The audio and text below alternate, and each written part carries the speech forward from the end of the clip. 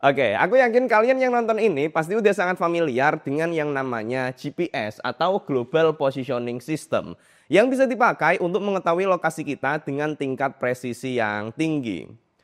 Tanpa GPS, sekarang ini akan ada sangat banyak aspek kehidupan yang akan terganggu. Yang simpel tentu misalnya seperti Google Maps yang nanti nggak bisa bekerja optimal, atau yang lebih bahaya misalnya seperti navigasi pesawat yang juga nggak bisa sepresisi sekarang prediksi posisinya.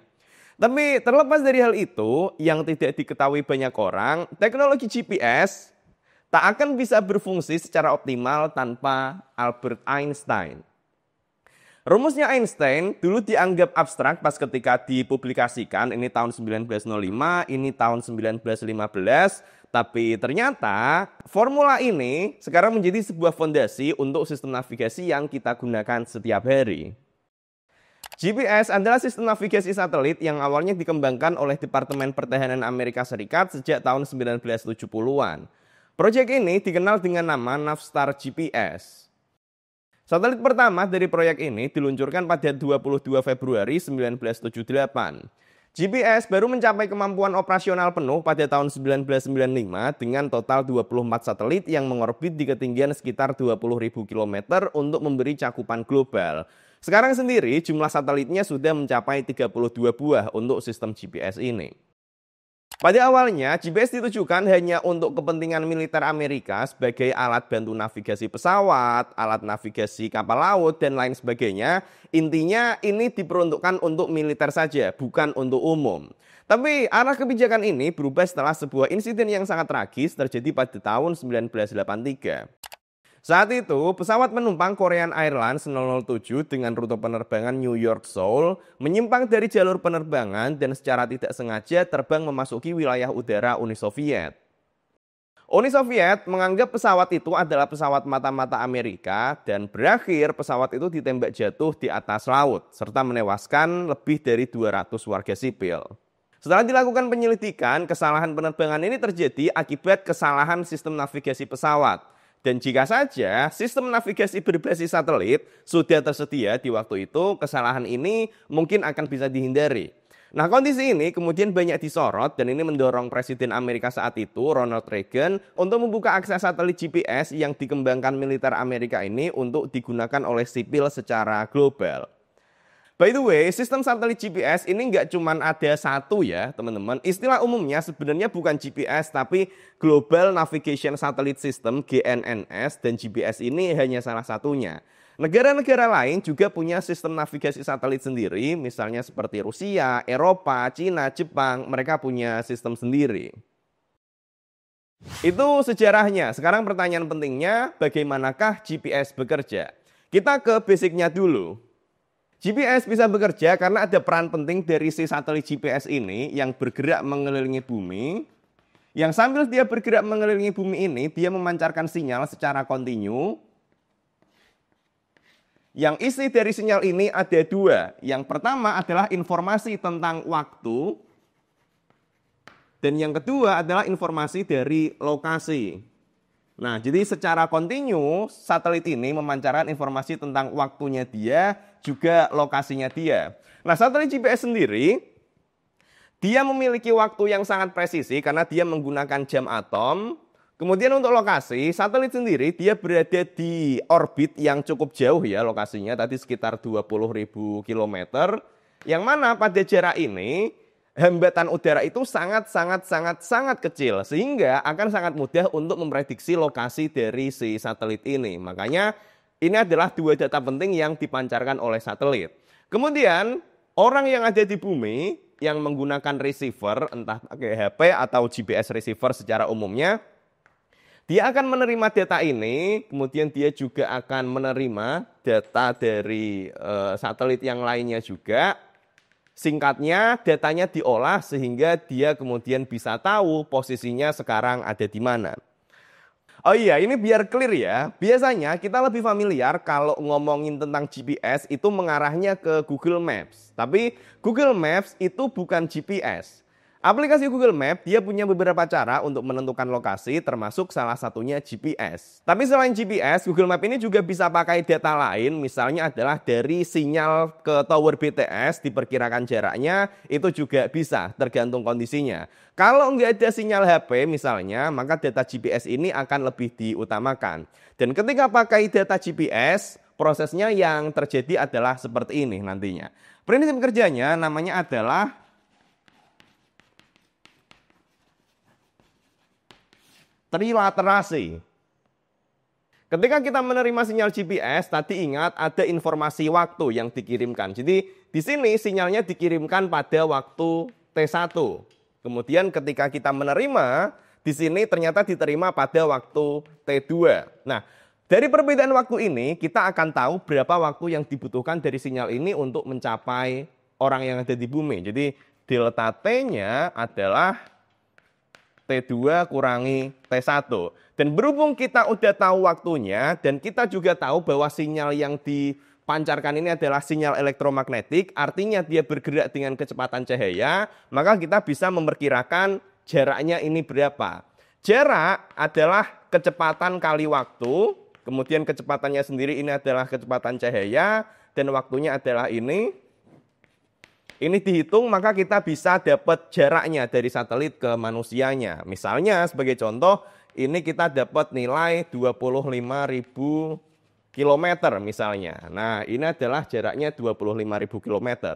Tapi kalau kita hanya pakai satu data satelit ini masih belum cukup. Karena oke, kita dapat 25.000 km, tapi 25.000 km itu masih ada banyak kemungkinannya. Bisa aja dia di sini, ini juga sama jaraknya 25, sini juga sama.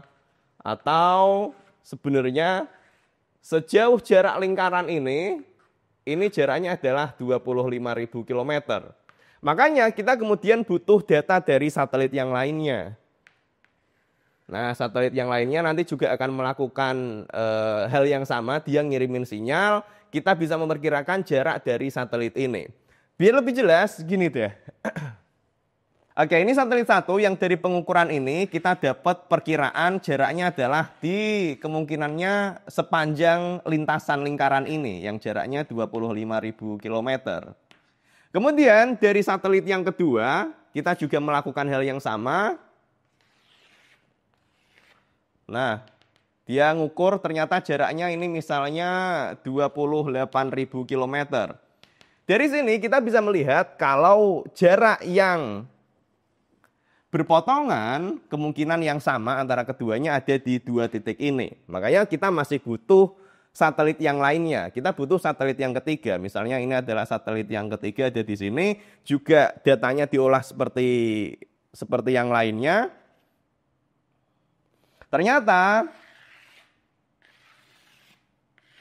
nah, ini adalah hasil dari satelit 3. Sehingga dari ketiga titik satelit ini, ketiganya berpotongan di posisi ini. Nah, ini adalah posisi orangnya berarti. Nah, jadi dari 3 satelit ini kita udah bisa dapat lokasinya ada di mana orangnya. Tapi dalam prakteknya 3 satelit saja ini masih belum cukup teman-teman. Makanya kita kemudian butuh satelit yang keempat yang juga melakukan hal yang sama. Satelit 4 ini dibutuhkan untuk mengoreksi waktu yang tidak akurat di HP kita. Karena kan semua satelit ini mereka punya jam yang sangat akurat, pakai jam atom, mereka semua saling tersinkronisasi. Tapi masalahnya HP kita kan ini waktunya nggak tersinkronisasi dan nggak akurat ya. Kadang beda sedetik, itu udah gede banget, 0,01 detik aja itu udah akan sangat mempengaruhi hasilnya. Makanya di sini dibutuhkan satelit keempat untuk mengoreksi nilai ini. Nah, jadi ini adalah cara kerja dari sistem GPS. Tapi problemnya, bahkan ketika kita udah punya sistem satelit yang sangat banyak, yang semuanya sinkron waktunya, juga ada satelit yang juga mengoreksi waktu di HP kita.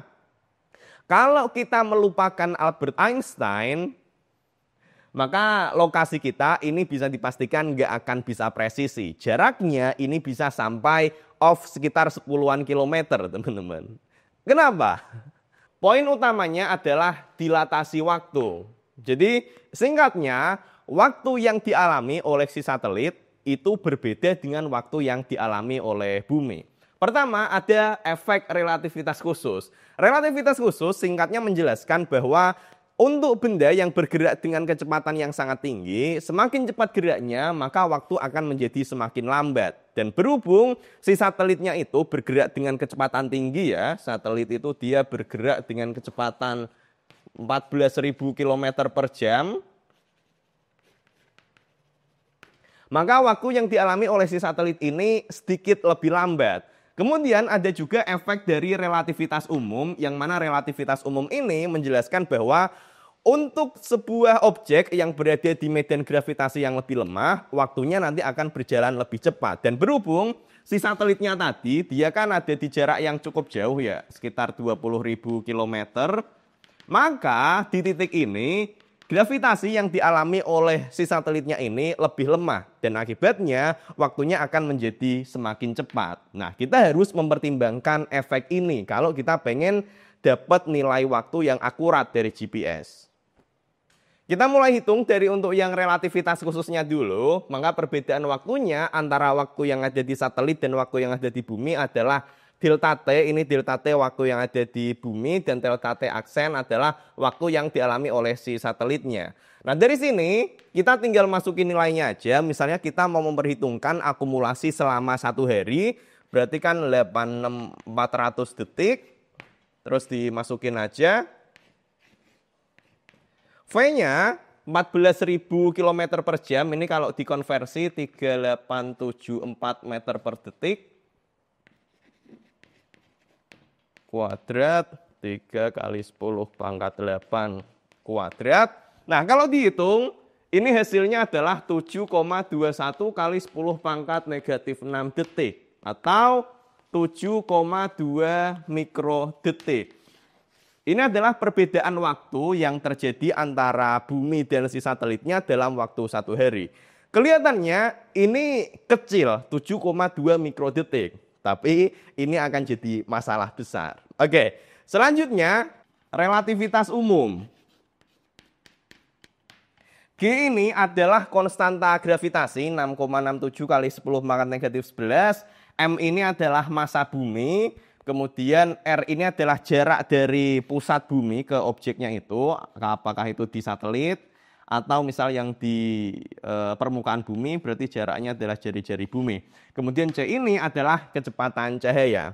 Ngitungnya seperti ini. Kita perlu membandingkan waktu yang dialami oleh si satelit dan juga waktu yang dialami oleh permukaan bumi. Oke. Untuk yang si satelit kita ngitungnya adalah RS. Kemudian untuk yang di bumi, nah kemudian tinggal kita bandingkan aja.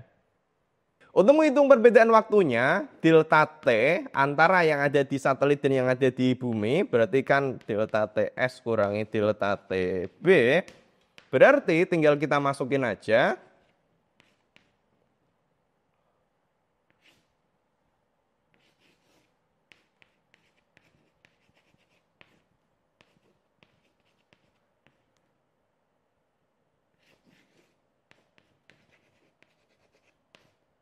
Untuk menghitung perbedaan waktunya, tinggal kita kurangkan aja waktu yang ada di satelit dan perbedaan waktu yang ada di bumi. Kita dapat formula ini. Kemudian tinggal dimasukin aja nilainya.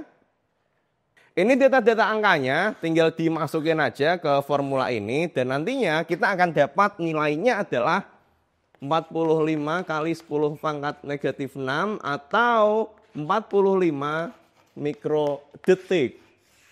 Nah, ini adalah perbedaan waktunya. Jadi kalau kita rekap untuk yang relativitas khusus, waktu yang dialami oleh si satelit ini ternyata dia menjadi lebih lambat sebesar 7 mikrosecond. Di sini tak tulis negatif karena dia lebih lambat. Sementara itu dari relativitas umum, waktu yang dialami oleh si satelit ini ternyata lebih cepat 45 mikrodetik. Dari sini akan ada perbedaan total waktunya adalah 38 mikrodetik. 38 mikrodetik kesannya kayak kecil, tapi kita perlu ingat bahwa tadi cara kerjanya dari GPS receiver sendiri, dia menerima data waktu dari si satelitnya ini, T1, T2, yang dari sini kita memperkirakan berapakah jaraknya. Nah, kalau kemudian ada off segini, yang perlu kita perhatikan tadi jarak itu adalah kecepatan kali waktu, C kali T.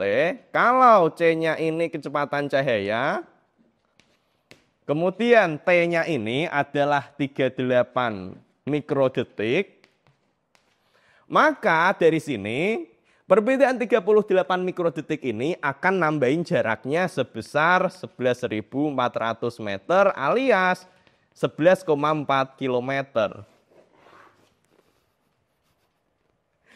Jadi kalau misalkan tanpa dimasukkan efek dilatasi waktu yang sudah diperkirakan oleh Albert Einstein ini, ternyata sistem GPS nanti akan off jaraknya sebesar 11,4 km untuk setiap harinya.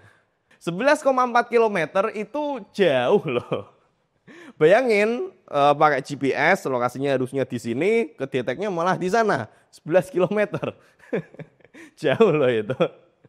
Ini kalau kita nggak mempertimbangkan efek dilatasi waktu yang diprediksi Albert Einstein. Tapi tenang aja teman-teman, sistem GPS sendiri sudah mempertimbangkan efek dilatasi waktu ini. Makanya sekarang sendiri sistem GPS sudah bisa akurat. Akurasinya berapa? Sekarang aja udah bisa sampai 10 meter, 5 meter itu kadang juga bisa teman-teman.